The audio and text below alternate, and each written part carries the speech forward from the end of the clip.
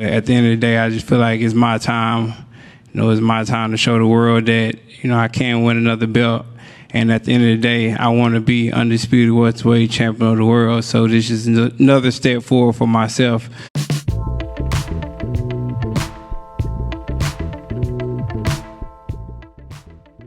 The Truth is back April 16th against Ugas. No tune-up, straight for the big sharks. Like Errol said, you either can swim in the ocean or you're gonna drown. Now both Errol Spence and Ugas made it clear that the winner will be fighting Crawford next for Undisputed. So strap season continues till Errol Spence becomes undisputed.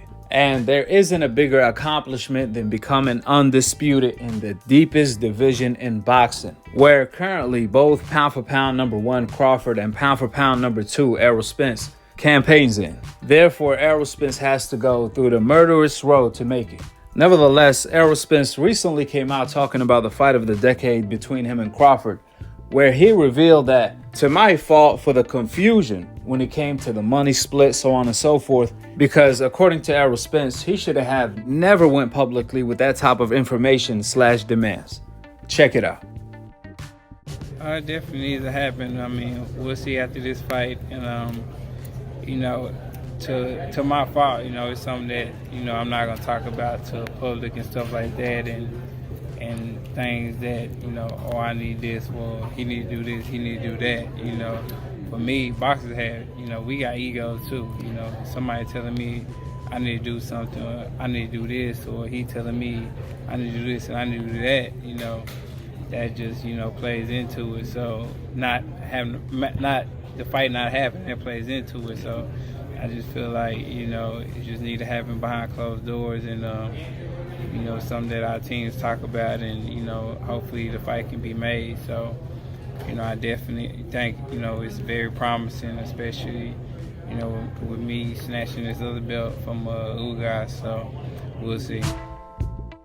Well, you guys just heard Errol Spence cooperating with everything I have been reporting for the past 2 years. Errol Spence pretty much said we have to go into negotiations in order to discuss these things, and we have to do it privately, not publicly, which is exactly what I have been saying all along. It made no sense whatsoever to demand 60-40 split 4 years before the fight happens. We don't know what the future has in store.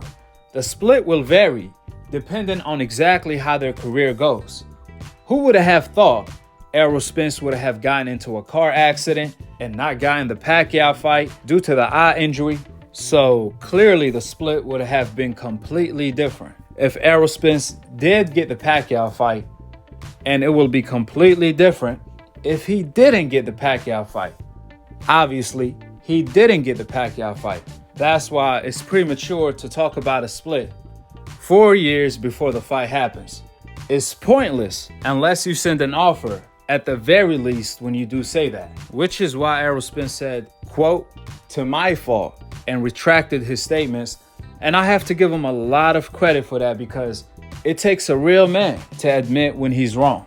I think Errol Spence just got caught up in the trash talk, flexing, stunning and all that on Crawford, which is cool as long as the fight happens at the end of the day, or at least the night. When it comes to splits and all of the above, that's all going to be dealt with during actual negotiations. That's what negotiations are for. They are going to look at Spence numbers and Crawford numbers that they both bring to the table, then come up with a split. It's not rocket science, guys. It's a numbers game. But you have all of these people that want to create all of these narratives and speak for Errol Spence as if Errol Spence doesn't have a mouth to speak for himself. I have seen so many people make up shit. Excuse my language. They made up stuff in defense of Errol when it came to the 60-40 split. It's unbelievable. I seen people say Crawford turned down the fight. Like, what? Even Errol Spence himself doesn't agree with these people that's defending him. They be reaching so hard trying to brainwash the public, they might pop a muscle. Matter of fact, they probably popped an arm doing this. On the other hand, everything I have been reporting, if it's in favor of Errol Spence or against Errol Spence, Errol Spence completely agreed and co-signed every single thing I have been reporting because I report factually, not emotionally. Real recognize real, the truth is universal, and you can always count on your brother Akhi to put the whole absolute truth together like puzzle every single time. Nevertheless, the great news, we're gonna have an undisputed champion at the welterweight division in 2022. Man, I can't wait. With the facts being laid out, drop your thoughts in the comment section below, subscribe below, and click on the notification bell to be continued on the next episode of Akhi, Akhi TV. New media, we out here putting the whole absolute truth together like puzzle. So peep game, we are not the same. Peace, and I'm on to the next one. Free smoke, Junior. They don't know what time it is. T-Bug Crawford. Yeah. Everybody know who the champ is at 147, who the king is. And he's too small. He's too small. He little. He light in the ass. Hey, look. Ain't nobody say Floyd was light in the ass. He's light in the ass. You're not Floyd. Hey, I told you I was gonna pull up on Spence. Hey, you was really Hey, look. I love it. Hey, look. I love it. I told him I want that word. Free smoke. I told him I want that word. Hey, This ain't no Keith Thurman shit. That's why we be scared and shit.